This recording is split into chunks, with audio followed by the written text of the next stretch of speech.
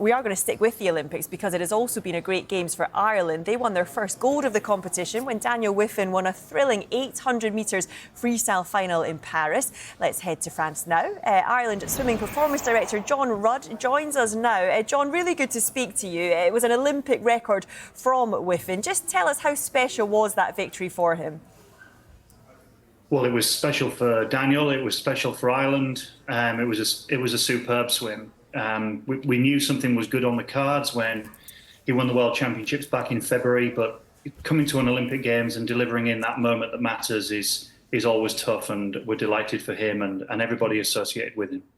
And just tell us a little bit more, because he is the first Irishman to win a gold in the pool. Can you just put it into some context for us? What does this mean for him and the country?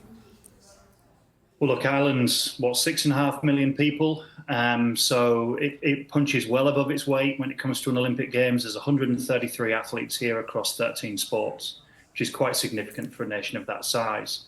And yeah, we've been looking for an elusive Olympic medal for quite some time, and Mona McSharry achieving this earlier in the week with a bronze, and then Daniel taking gold yesterday. It's sensational for us. And hey, look, there's more to come. He's got another big event later in the week, and this team is loaded with great athletes, and we could see something really special from them.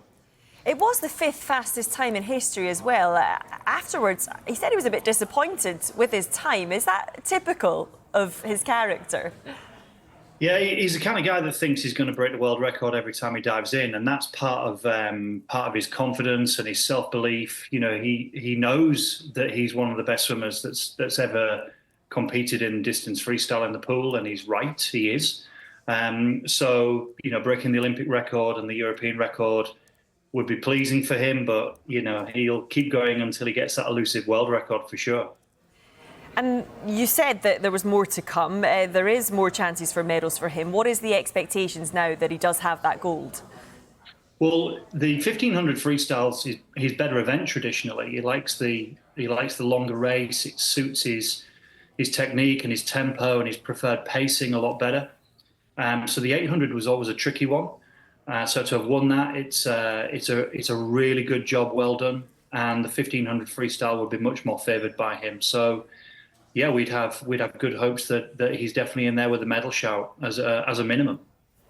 And he's still young. He won the World Championships as well at 800 and 1500 metres. How good can he go on to be, do you think? Well, he's got at least one more Olympic Games in him, if not two. The distance events are tough on the body in terms of training and psychologically, but this guy's extremely resilient. You know, he bounces out of bed every morning with enthusiasm and vigour. He does everything that he needs to do all of the time. He rarely, if ever, has a bad day. And yeah, don't be surprised if you don't see this young man around for quite a number of years yet. You touched there on the toll it can take on someone's body doing this kind of sport. We saw his twin brother Nathan cheering him on. There was great celebrations with his family. But can you just give us a sense of what these athletes put themselves through to get to this point where they're winning a gold medal at the Olympics?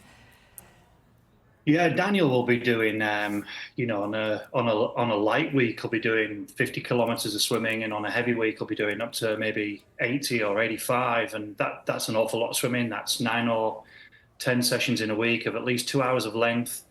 He's then in the gym. He has to spend time on the physio bed, helping keep his body ready for the next session. I mean, he's studying for a degree, so he's got to fit that in like any regular person. And then a lot of the time, you know, he has to be away from family and friends and up a mountain, you know, taking on altitude training, which again can be psychologically challenging because altitude camps don't tend to be in, you know, large conurbations with lots to do. So it's a lifestyle and it's a commitment, and it requires special people to be able to do that. And he's absolutely the epitome of that special nature. Yeah, we touched on Mona McSharry. We've got to mention her in more detail. A bronze medal win. Can you just put that into a bit of perspective in terms of her achievement? Yeah, that was wonderful. So that's the first Olympic swimming medal in 28 years, and then Daniel does it the next day. She's a phenomenal athlete and always seems to, at senior level, have just missed out a few times at World Championships. You know, she hits the wall and she's missed a medal by a few hundredths of a second. So we're all thrilled for her that this time she fell the right side of the line and, picked up a bronze medal by 1/100th of a second. And there were two people tied in fourth, 1/100th behind. So yeah, it was a tremendous swim. And again, when it comes to commitment and living the performance lifestyle on a day-to-day basis, Mona and Daniel are both top of the tree, and there's no more deserving people. John, thank you so much for joining us. We really appreciate your time. Thank you very much.